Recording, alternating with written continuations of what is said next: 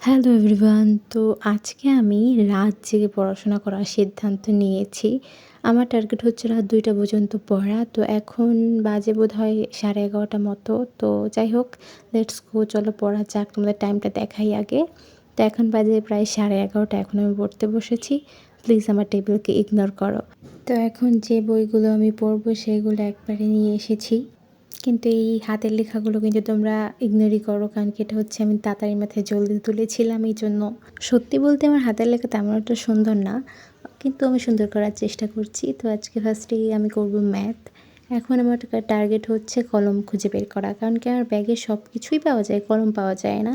নতুন নতুন কলমগুলো কেন যায় না, আমি রাখি তো ব্যাগে, কিন্তু পরবর্তীতে খুঁজে পাই না। তো যাই হোক, এই দেখো সব কিছুই বেরোলো, কিন্তু আমার কলম এখনও বেরোলো না।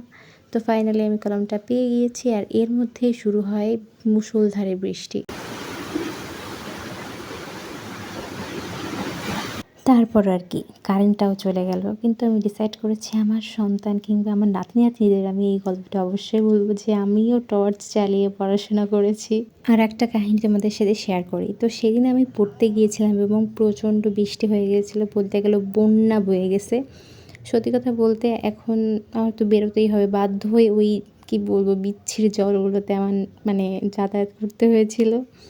তো তখন আমি পুরো ৭ সমুদ্র বলতে পারো, ১৩ নদী পার করে, সেই এখানে জল ওখানে জল পার করে আমি হচ্ছে আরেকটা জায়গায় পড়তে গেছিলাম। মানে এক জায়গা থেকে আরেক জায়গায় পড়তে গেছিলাম।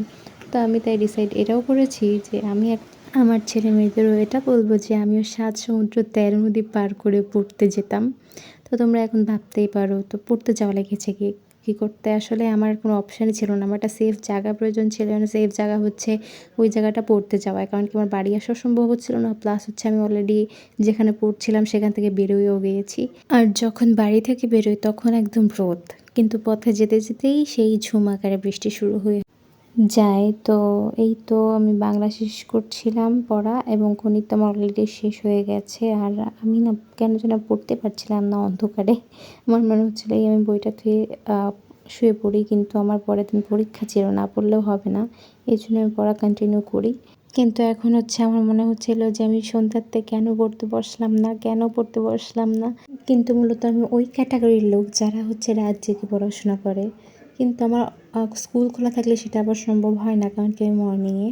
তো এটা নিয়ে অনেক সাফার করতে হয়, কারণ কি আমার সন্ধ্যার থেকে কেন যেন পড়তে বসতে ইচ্ছা করে না। যত রাত বাড়ে তত মনে হয় এবার আমার পড়তে বসা উচিত। তো এটা নিয়ে তো অনেক সমস্যা থাকি। যাই হোক, আমি এখন গাইড পড়ছিলাম।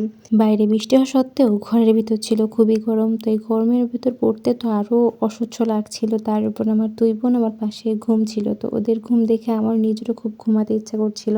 কিন্তু আমার বারবার মাথায় এটা মনে আসছিল যে কালকে আমার পরীক্ষা।